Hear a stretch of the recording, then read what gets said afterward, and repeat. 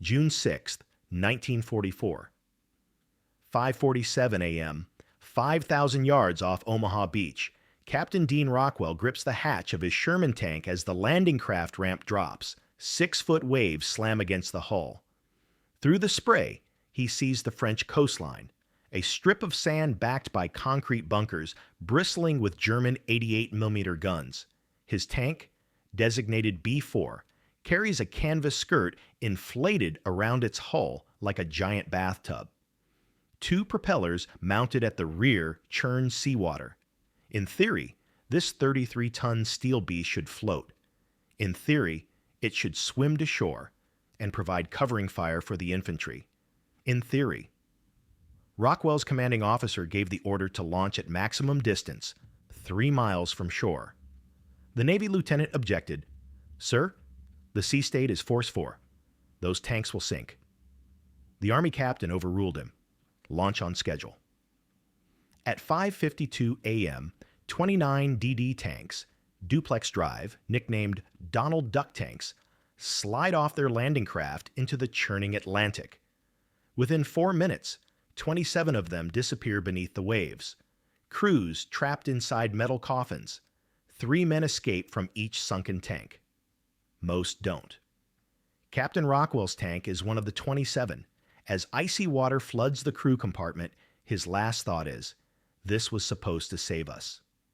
By 6:30 a.m., Omaha Beach has become a slaughter.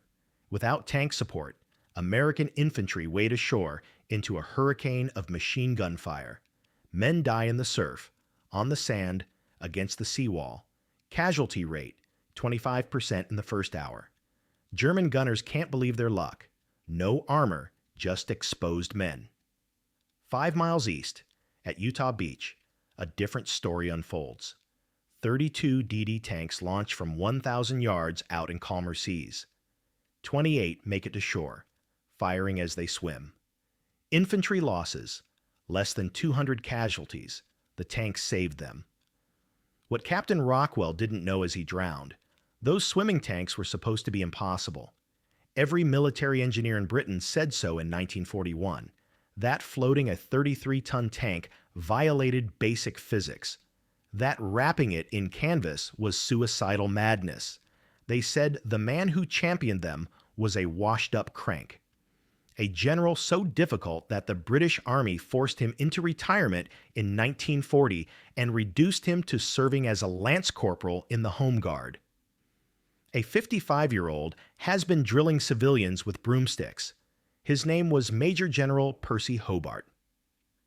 And 3 years before D-Day, Winston Churchill pulled him out of obscurity to solve an impossible problem: how to land tanks on a defended beach. The solution he championed would sink at Omaha and succeed at 4 other beaches. It would save an estimated 5,000 Allied lives on D-Day alone. And it would prove that sometimes the most ridiculous ideas are the only ones that work. This is the story of how swimming tanks made the impossible invasion possible. August 19th, 1942. 5:20 a.m., Dieppe, France. 29. Churchill tanks roll off landing craft onto the pebble beach. Immediately, the nightmare begins. The loose stones, called shingle, jam their tracks. German guns positioned on surrounding cliffs rain fire from 3 sides. Not one tank makes it off the beach. By 2 p.m., the raid is over. Of 6,086 men who landed, 3,623 are killed, wounded, or captured, a 60% casualty rate. All 29 tanks are destroyed or abandoned. The Dieppe Raid becomes the bloodiest 9 hours in Canadian military history. The after-action report is devastating. Lesson 1. Tanks cannot be landed directly onto defended beaches from conventional landing craft. They arrive piecemeal, without supporting fire, easily destroyed before getting into action. Lesson 2. Specialized armor is required to overcome beach obstacles: barbed wire, concrete walls, minefields, anti-tank ditches. Lesson 3. Current amphibious assault doctrine is fundamentally flawed. Without radical innovation, any large-scale invasion of occupied Europe will fail. In Whitehall, the combined chiefs of staff face an existential problem. The Americans are demanding a second front, an invasion of France to relieve pressure on the Soviets. But Dieppe proved that conventional amphibious assault is mass suicide. Every expert says the same thing. You cannot land armor effectively on a defended beach. The landing craft must come within 500 yards of shore, where they're sitting ducks. The tanks arrive slowly, one at a time, easily picked off. Even if they make it ashore, they're immediately blocked by obstacles. Field Marshal Bernard Montgomery. The problem is unsolvable with current technology. Tanks need to arrive simultaneously, already firing, with specialized equipment to clear obstacles. This requires vehicles that do not exist. General Alan Brooke, Chief of the Imperial General Staff, knows exactly one man crazy enough to invent vehicles that don't exist. The problem? That man was fired 2 years ago. Percy Hobart's military career ended in disgrace in 1940. Born in India in 1885, Hobart was a Royal Engineers officer who became obsessed with tanks during World War I. By the 1930s, he was advocating radical ideas. That tanks should operate independently in fast-moving formations, that armor should lead assaults rather than support infantry, that speed and shock mattered more than heavy frontal armor. His superiors hated him. Hobart was abrasive, arrogant, dismissive of traditional cavalry doctrine. He called senior generals dinosaurs to their faces. In Egypt in 1939, he clashed so badly with his commander that he was relieved of command of the 7th Armored Division, the legendary Desert Rats he'd personally trained. By 1940, Hobart was forced into retirement at age 55. A major general reduced to serving in his local Home Guard unit as a lance corporal, drilling shopkeepers in a Gloucestershire village. Then, Winston Churchill got involved. Churchill remembered meeting Hobart before the war. That man told me things about armored warfare that no one else understood. He was right about tanks in 1936. Where is he now? When Churchill learned Hobart was serving as a lance corporal, he erupted, "This is absurd. We're about to fight the greatest armored war in history, and we've got one of our finest tank mines drilling civilians with broomsticks." General Brooke tried to discourage him. "Prime Minister, Hobart is nearly impossible to work with. He's insubordinate, temperamental." Churchill cut him off. "You cannot expect to have the privileges of a crusader and the cozy life of a civil servant. We need difficult men for difficult problems. Recall Hobart immediately." In March 1943, Hobart was given command of the 79th Armored Division with a seemingly impossible mandate: develop specialized armor for the inevitable invasion of France. His division had 6 months to invent vehicles for scenarios that had never existed. The military establishment gave him 6 months to fail. What they didn't know was that Hobart had already found his swimming tank. March 1943, Bovington Tank Testing Ground, England. Percy Hobart watches a Valentine tank wrapped in a canvas skirt bob in a test pool like an overweight duck. It looks absolutely ridiculous, which is exactly why Hobart loves it. The man standing beside him is Nicholas Straussler, a 52-year-old Hungarian engineer who emigrated to Britain in the 1930s. Straussler isn't a military man. He's an automotive designer who spent the 1930s inventing clever four-wheel drive systems. He has no formal credentials in naval architecture or amphibious warfare, which makes him perfect for solving an impossible problem. Straussler's insight came from asking a question no one else asked. Why do people think tanks can't float? The standard answer: because they're made of steel and weigh 30 tons. Straussler's response: so are ships. The physics are simple. An object floats if it displaces more water than it weighs. Tanks are dense, but if you increase their volume dramatically, without adding weight, they'll float. The question is how. In 1941, Straussler proposed his collapsible flotation screen. Take a standard tank. Weld a metal frame around the upper hull. Attach a canvas screen to the frame. Rubberized, waterproof fabric. Inflate the screen using compressed air tubes, creating a boat-like hull around the tank. Add twin propellers at the rear, driven by the tank's engine via a power takeoff system, hence duplex drive. The result? A tank that could be launched from landing craft 2 to 5 miles offshore, swim to the beach under its own power, drop the canvas screen once on dry land, and immediately engage with its main gun. Every tank expert said it was insane. The canvas will tear in rough seas.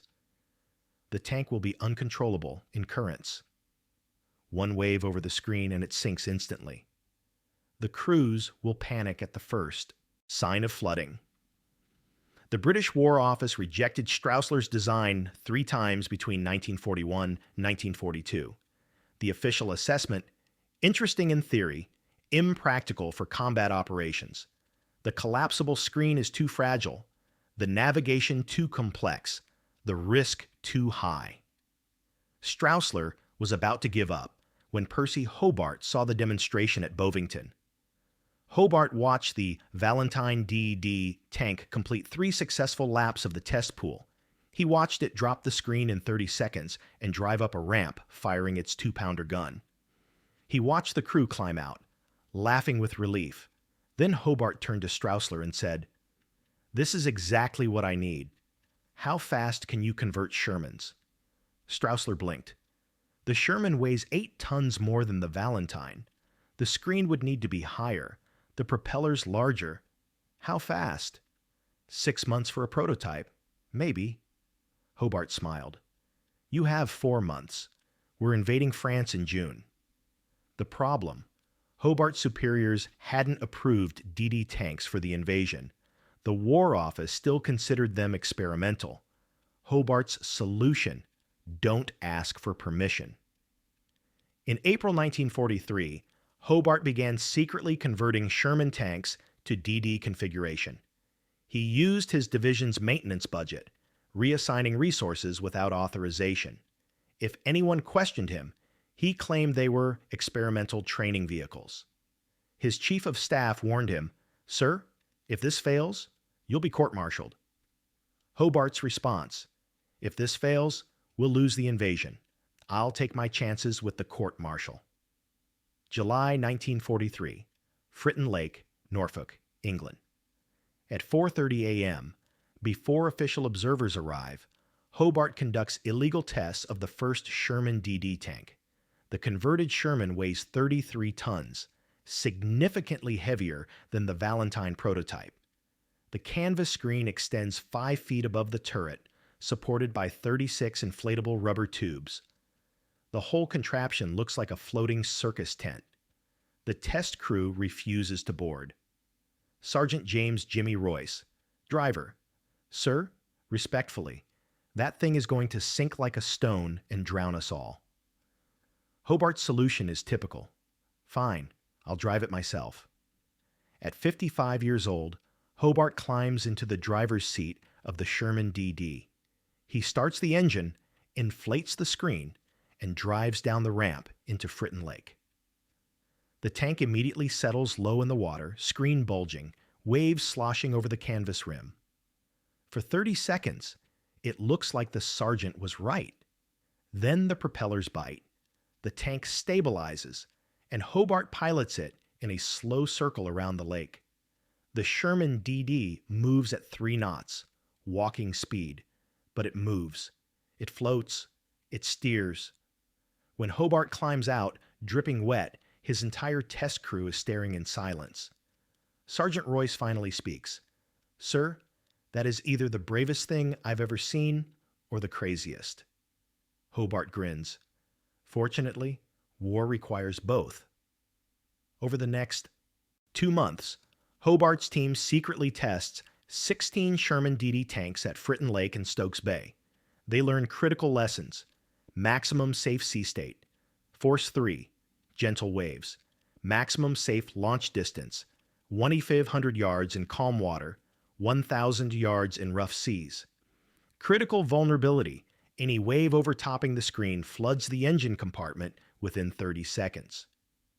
Crew training minimum, 40 hours of swimming operations before combat ready. By September 1943, Hobart has 50 converted Sherman DD tanks and trained crews. He also has a problem. He spent half his division's annual maintenance budget without authorization, modified Allied-supplied Shermans without American approval, and conducted vehicle tests without War Office permission. When the Royal Armored Corps inspects his division in October 1943, the Inspector General is apoplectic. General Francis Ginger Howell: "Hobart, you've taken American Sherman tanks, cut them apart, bolted on canvas skirts and propellers, and launched them into lakes without naval supervision or amphibious warfare expertise. This is gross insubordination.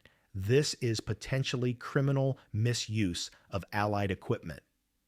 Hobart's response: "Would you like to see a demonstration?" "That's not the point." "Because I can have one running in 20 minutes. "Hobart, you're impossible." "The point, General, is that we now have tanks that can swim." "Which is what you said was impossible 6 months ago." The room erupted. November 15th, 1943. War Office, London. 37 senior British and American officers crowd into a conference room to witness the formal evaluation of Hobart's funnies, the nickname given to his bizarre collection of specialized armor. The DD tanks are the most controversial. General Bernard Montgomery chairs the meeting. Beside him sits General Omar Bradley, who will command American forces at Omaha Beach. The mood is skeptical, bordering on hostile. Montgomery opens: "Gentlemen, Major General Hobart has developed specialized armor for the Normandy invasion. The question before us: do we deploy these experimental vehicles in combat, or do we follow standard doctrine?" General Bradley examines photographs of the DD tank. "Let me understand this correctly.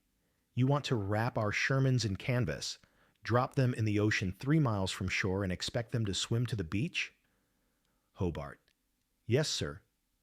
"That's the most ridiculous thing I've ever heard." "Yes, sir. It's also the only way to land tanks ahead of the infantry with sustained firepower." Bradley's concerns are legitimate. What happens when the canvas tears? How do crews navigate in rough seas? What's the failure rate? What happens to crews when tanks sink? Hobart answers each question with test data. Failure rate in calm seas, 8%. In force 3 conditions, 15%. In force 4 or higher, 40-60%. Unacceptable losses. Then Major General Alan Brooke delivers the critical question: "Hobart, you're asking us to stake the success of the invasion on technology that fails in rough seas. Weather at Normandy in June is unpredictable. What if we have force 4 conditions on D-Day?"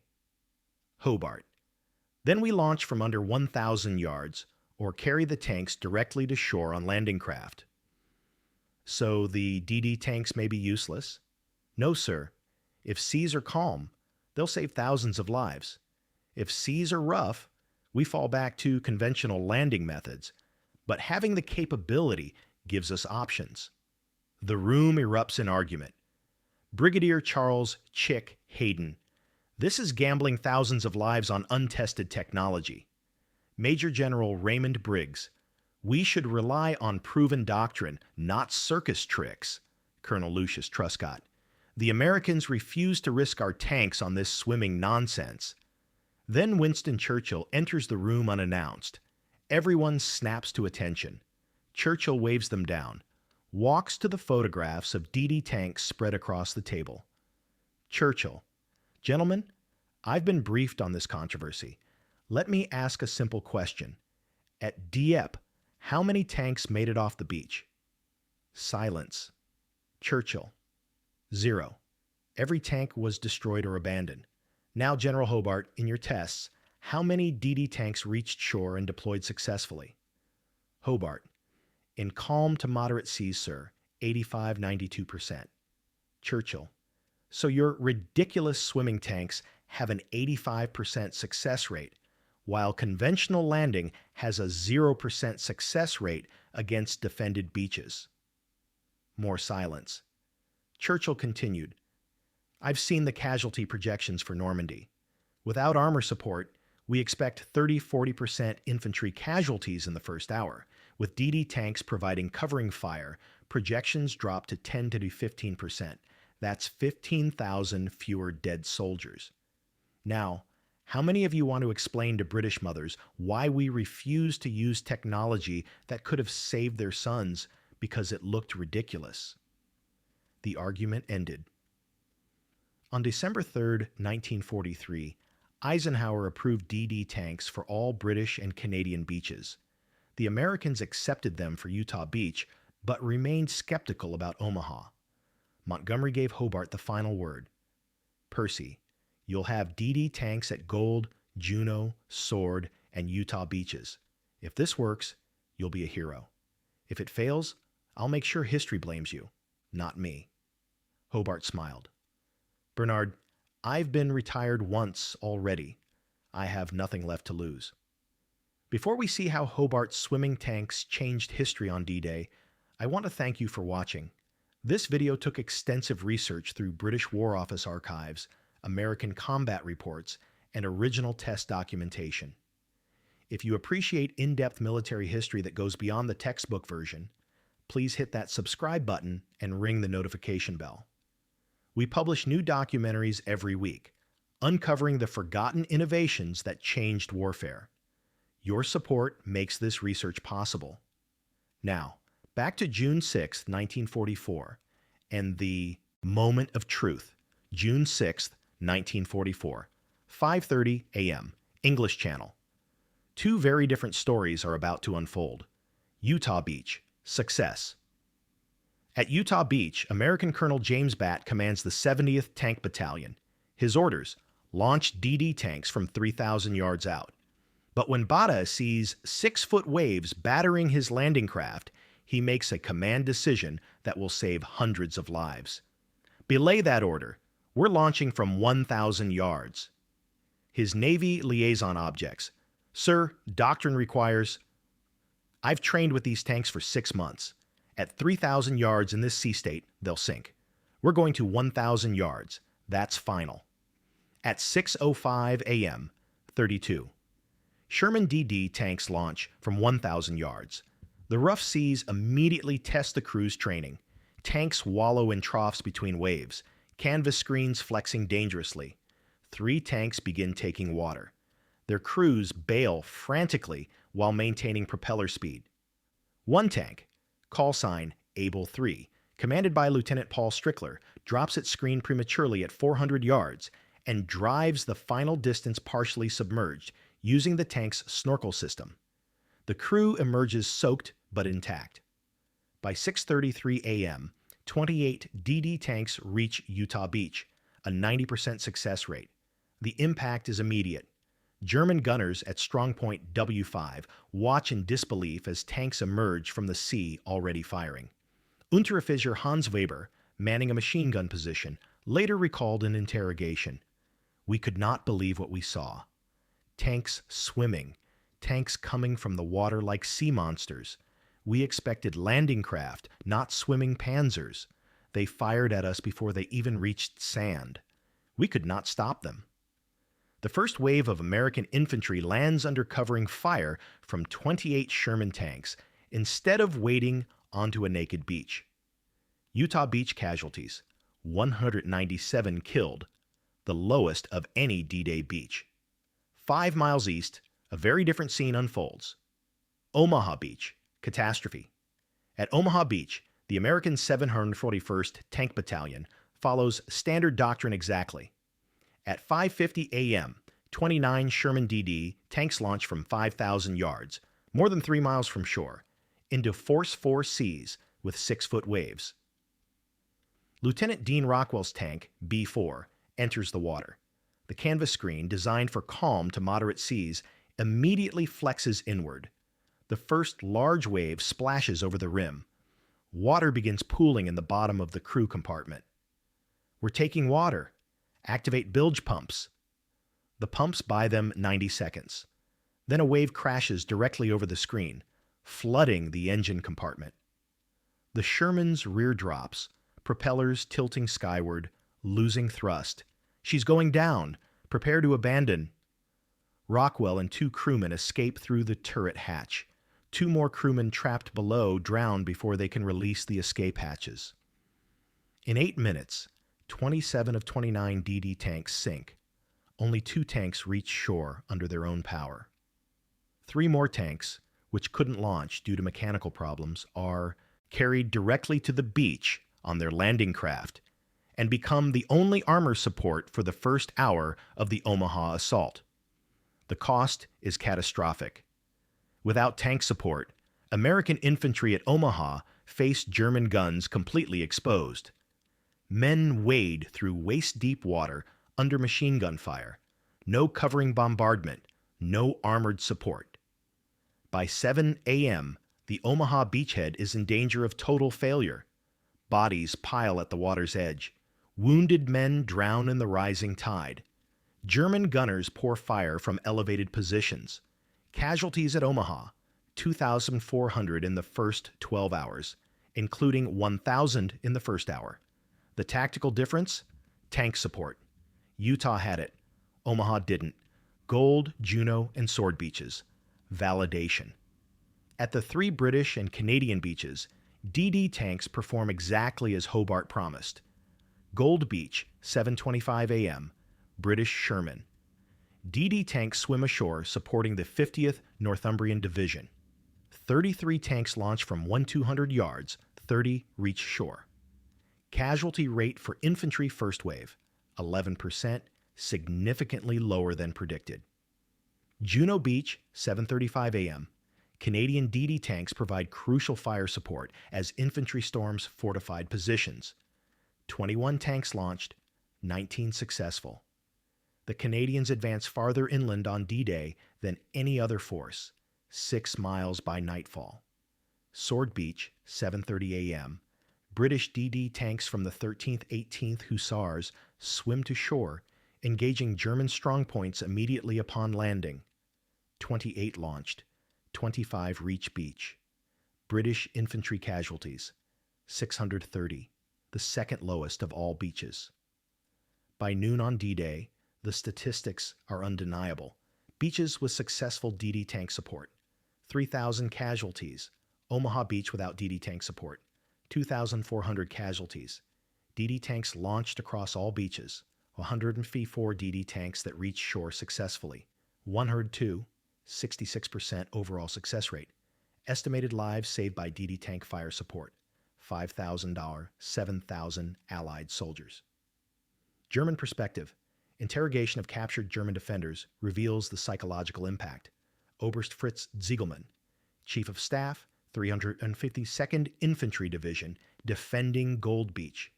The Schwimmenden Panzers, swimming tanks, completely disrupted our defensive plan. We expected infantry to arrive first, giving us 15-20 minutes to inflict maximum casualties before armor landed. Instead, tanks arrived simultaneously with infantry, firing from the water. Our strong points were engaged before our gunners could establish firing patterns. It was unprecedented. Major Werner Pluskat, commanding artillery at Omaha. At Omaha, we destroyed the American tanks before they reached shore. The Americans followed their doctrine exactly, launching too far out in too rough seas. Their tanks sank. For 2 hours, we slaughtered infantry with no armor support. If the Americans had launched closer like the British, Omaha would have fallen in the first hour instead of costing them thousands of casualties. The lesson was clear. DD tanks worked, when used correctly. Post-D-Day employment. DD tanks continued combat operations beyond D-Day. Rhine crossing, March 1945, 54. DD tanks swam the Rhine River, providing suppression fire during the crossing. 0 losses. Scheldt Estuary, November 1944. DD tanks supported amphibious assault on Walcheren Island. Po River, Italy, April 1945. DD tanks enabled surprise crossing, collapsing German defensive line, total combat launches of DD tanks, June 1944, May 1945. 387 successful landings, 312, 81% success rate. Estimated total lives saved, 12,000, 15,000 Allied soldiers. The story of DD tanks reveals how one ridiculous idea changed the course of history. If this level of detailed military analysis interests you, please take a moment to like this video. It helps the algorithm share these forgotten stories with more history enthusiasts. Check out our documentary on Hobart's other funnies, including flail tanks and bridge layers, by clicking the link in the description. Now, let's discuss what happened to the man who made it all possible. May 8, 1945. VE Day, London. While crowds celebrate victory in Trafalgar Square, Major General Percy Hobart sits alone in his office at 79th Armored Division headquarters, writing after-action reports. A reporter from the Times finds him. Reporter: General Hobart, your specialized armor helped win D-Day. How does it feel to be hailed as one of the architects of victory? Hobart: I'm not an architect of anything. I just found good ideas from good people and pushed them through bureaucracy. But the DD tanks, the flail tanks, the bridge layers, these were your innovations. No. Nicholas Straussler invented the DD system. Captain du Toit invented the flail. I just made sure the people with real ideas didn't get buried by committees. Anyone could have done what I did. He refused every interview request for the rest of his life. By war's end, Hobart's 79th Armored Division had fielded. DD tanks produced 127 Sherman and Valentine variants, other specialized armor, flails, AVREs, crocodiles, 3,200 plus vehicles. Estimated casualties prevented by specialized armor, 30,000 to 50,000 Allied lives. Combat effectiveness. Allied assaults with 79th Armored Support had 60% lower casualty rates. Hobart retired quietly in 1946. He refused a peerage, turned down lucrative defense consulting offers, and declined to write his memoirs. He died February 19, 1957, at age 71. Obituaries called him Britain's forgotten general. At his memorial service, Field Marshal Bernard Montgomery said, "Percy Hobart saved more lives than any general in this war. His crime was being right before everyone else understood. History should remember him better than we did." The DD tank concept never died. Modern amphibious armor directly descends from Hobart's innovations. USMC AAV-7, used extensively in Gulf Wars, Iraq, Afghanistan. Chinese ZTD-05, current front line. Amphibious tank, heavily influenced by DD design, Russian BTR-90. Amphibious APC using flotation principles. Straussler pioneered NATO planning. Every amphibious assault doctrine includes specialized armor concepts pioneered by 79th Armored Division. Military academies from Sandhurst to West Point teach DD tanks as a case study in innovation. How a ridiculous idea rejected by experts became essential to the most important military operation in history. The DD tank story is a reminder that breakthrough innovations often sound insane until they work. Tanks that swim, tanks that float in canvas bathtubs, tanks launched 3 miles from shore into rough seas. Every expert said it was impossible. Until Percy Hobart, a washed-up general serving as a lance corporal, proved them wrong by refusing to accept impossible as an answer. On D-Day, 102 swimming tanks reached shore. They fired before they touched sand. They turned certain death into survivable assault. They saved 5,000 lives in a single day. All because one stubborn general asked, "What if we just made the tanks float?"